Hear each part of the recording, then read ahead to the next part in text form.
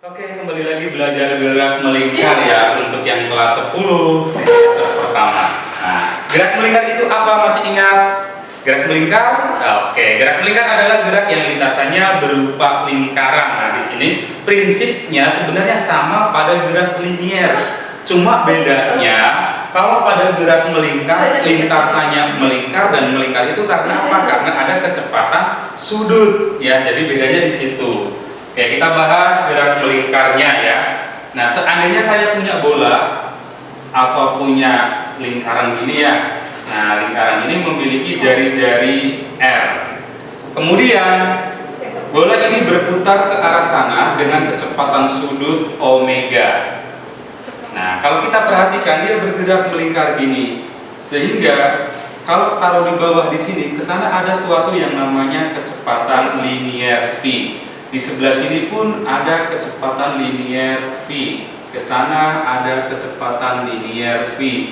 Ke bawah pun ada kecepatan linier berupa V. Nah, sehingga kalau kita amati di sini gerak melingkar itu artinya gerak yang kecepatan sudutnya tetap, tetapi dia memiliki kecepatan linier yang berubah-ubah. Kenapa kecepatan linearnya berubah-ubah? Ingat yang namanya kecepatan itu merupakan besaran vektor. Jadi dia diperhatikan dari arahnya ya. Nah, dia ke sana, atas, samping, ke bawah. Apa hubungannya V, omega dan R? Maka kalau kita tarik kesimpulan hubungan ini adalah V sama dengan omega dikali dengan jari-jari. Nah, omega itu apa? Omega itu yang disebut dengan kecepatan sudut. Dengan satuan apa? Satuannya radian per sekon. V-nya ini adalah kecepatan linier dengan satuan meter per sekon. R-nya apa? R-nya adalah jari-jari. Jari-jari satuannya dalam satuan internasional berupa meter ya. Nah, ini kemudian bagaimana istilah apa saja yang ada pada gerak melingkar? Yang pertama tentunya kita kenal periode. Periode atau T.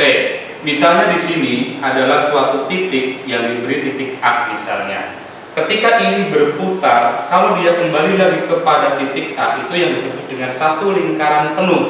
Berapa waktu yang digunakan? Itu yang disebut dengan periode. Maka periode dapat diartikan periode adalah waktu ya. Waktu yang digunakan untuk satu kali putaran, itu yang disebut dengan periode. Yang kedua, kita kenal adanya frekuensi. Frekuensi atau F. Frekuensi itu artinya banyaknya putaran setiap detik. Jadi setiap detiknya dia berputar berapa kali, itu yang disebut dengan frekuensi. Nah, sehingga secara matematis kalau kita mencari periode itu tadi apa? Waktu. Nah, waktu itu diberi simbol T kan, dibagi yang digunakan untuk satu kali putaran. Nah, satu kali putaran kita anggap ini adalah N. Nah, sehingga kalau begitu periode dapat dinyatakan T dibagi dengan N. Kemudian bagaimana dengan frekuensi? Frekuensi itu banyaknya putaran ya. Jadi F banyaknya itu N dibagi dengan setiap detik T-nya. Nah, kalau kita cermati di sini antara frekuensi dan periode terjadi perbandingan terbalik, sehingga dapat dinyatakan yang namanya frekuensi ataupun periode bisa saja dinyatakan 1/T. Nah, ini untuk hubungan antara periode dan frekuensi. Nah, dimana kalau kita membahas tentang gerak melingkar, kita ingat hubungan roda-roda. Hubungan roda-roda itu ada yang seporos dihubungkan dengan tali, kemudian dihubungkan tapi saling bersinggungan ya. Oke, kita lihat satu-satu. Misalnya roda yang dihubungkan dengan tali.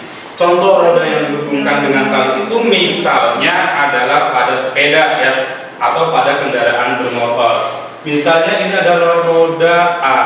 Roda A dengan jari-jari RA. Kemudian dihubungkan dengan tali terhadap roda B dengan jari-jari RB.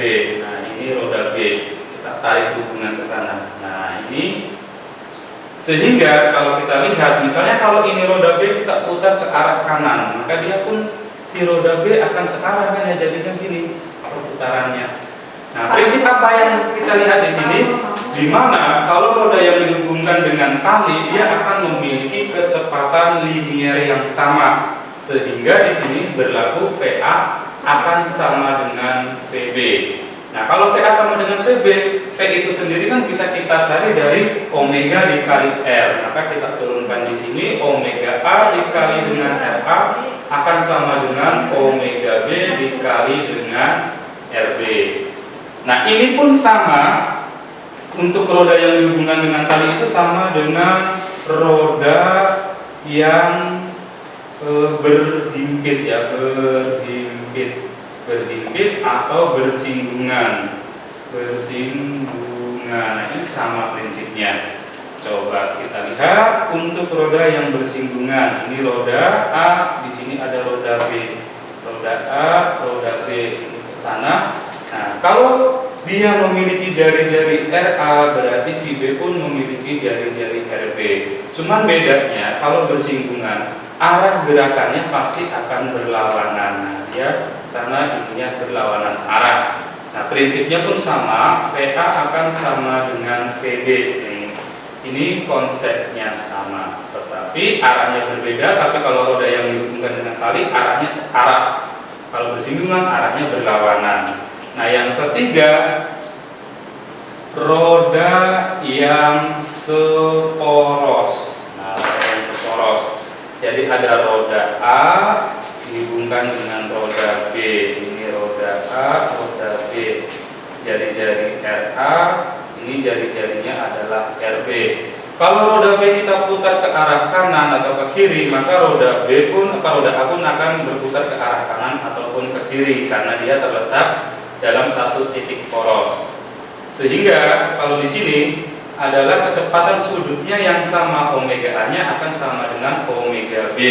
Nah, kalau ditanyakan omega berarti kan VA dibagi dengan RA akan sama dengan VB dibagi dengan RB. Nah, inilah persamaan yang digunakan untuk menentukan hubungan roda yang seporos. Nah, ini untuk roda yang dihubungkan dengan tali ya. Oke, sampai di sini. Assalamualaikum warahmatullahi wabarakatuh.